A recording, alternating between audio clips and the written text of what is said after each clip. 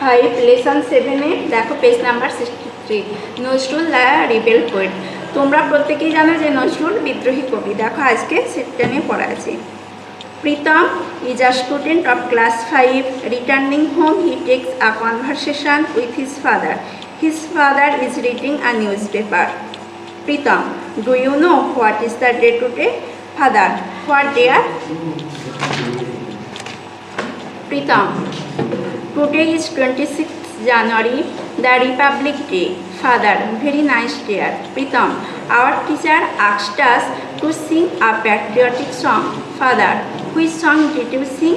Pritam, Kararoi Loho Kapat. Our ma'am suggested.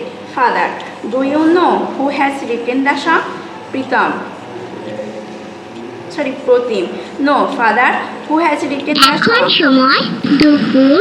Father, Qazi Nazrul Islam, he is our rebel poet. He has also written patriotic song Bidrohi. Pratim, father, I wish to know more about him. Will you tell me? Father, why not? He was born in a very poor family in 1899. At that time, India was under the British rule. From his childhood, he had to work hard, but he used to write many poems and songs.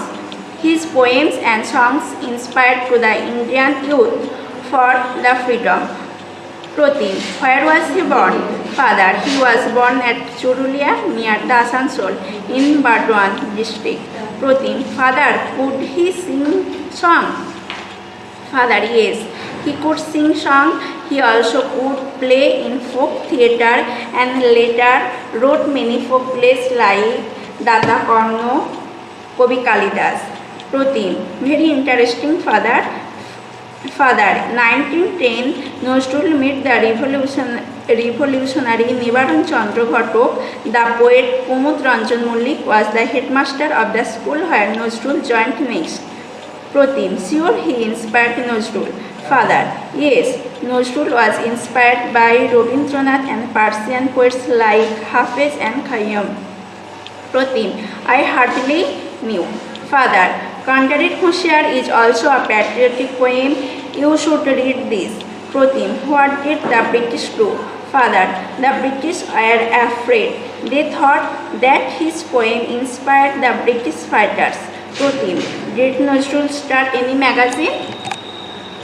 Father, yes, in 1922, Nazrul started a magazine, Tumketu. Pratim, after 10, father, the poet was arrested from Kumilla. Pratim, what happened then? Father, from there he was transferred to the Hooghly jail. There he began fasting against the torture of the British. Pratim, after then, father, in December 1923, he was released from the jail. Pratim, thank you, father. I came to know more about Nazrul. দেখো মানেটা বলছি। Pratim is a student of class 5। Pratim class 5-এর ছাত্র। Returning home, বাড়ি ফিরে, he takes a conversation with his father, সে তার বাবার সঙ্গে কিছু আলোচনা বা কথোপকথন করলো। His father is reading a newspaper, তার বাবা একটা খবরের কাগজ পড়ছিলেন। প্রতিম বলছে, দেখো লেটস রিড দ্য কনভারসেশন, চলো আমরা এই আলোচনাটা বা এই কথোপকথনটা পড়ি। Pratim, do you know what is the day today? Pratim তার বাবাকে বলছে, তুমি কি জানো আজকে কি দিন? Father, what dear? বাবা তখন বললেন, কি? প্রতিম বলছে, today is 26 January, the republic day, আজকে 26শে জানুয়ারি এবং প্রজাতন্ত্র দিবস। ফাদার, ভেরি নাইস ডিয়ার, খুব ভালো। প্রতিম বলছে, our teacher asked us to sing a patriotic song, আমাদের শিক্ষক মহাশয় একটা দেশাত্মবোধক গান করতে বলেছিলেন। Father, which song did you sing? বাবা তখন জিজ্ঞাসা করছেন যে তুমি কী গান করেছো?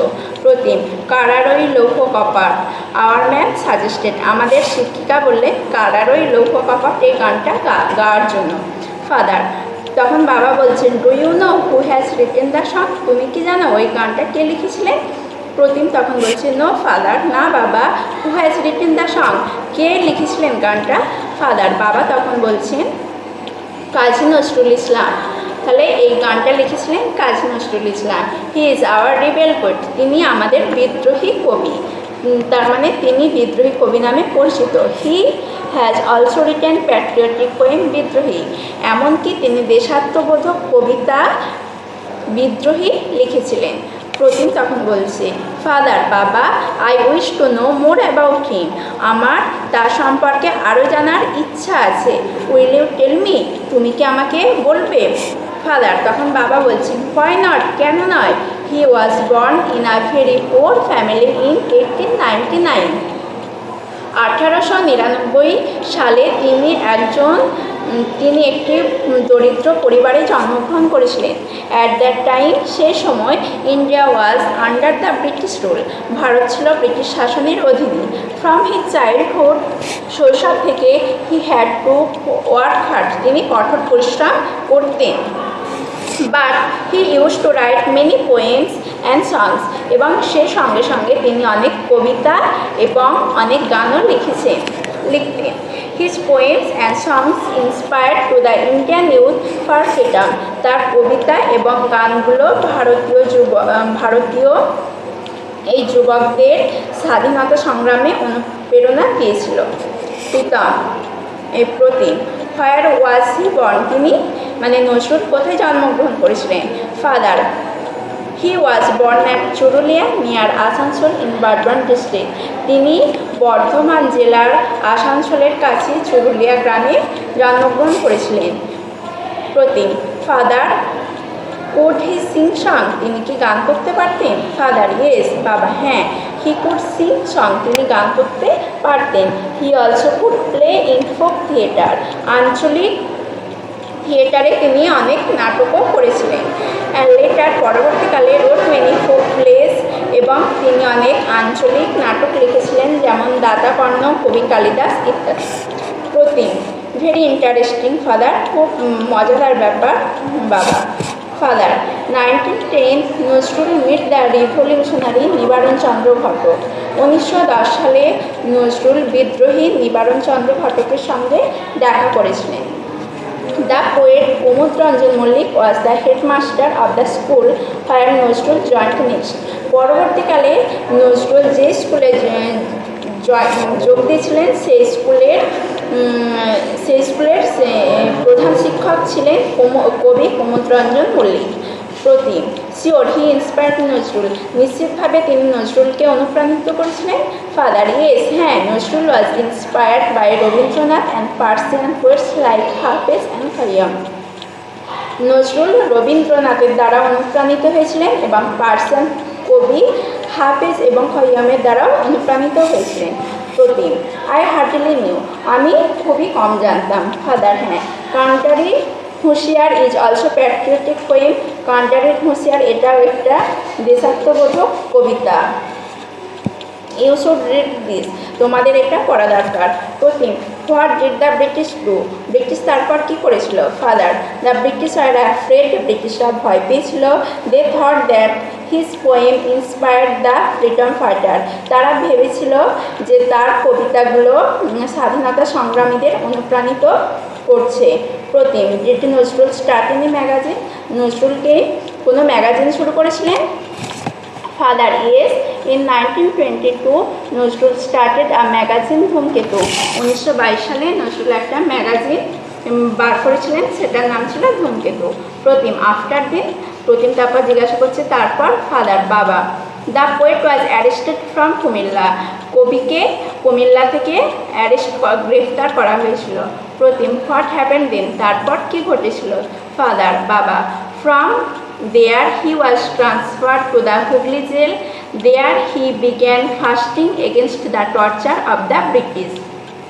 বাবা তখন বলছেন ফ্রম দেয়ার, সেখান থেকে he was transfer to the Hooghly jail, সেখান থেকে তাকে হুগলি জেলে স্থানান্তরিত করা হয়েছিল।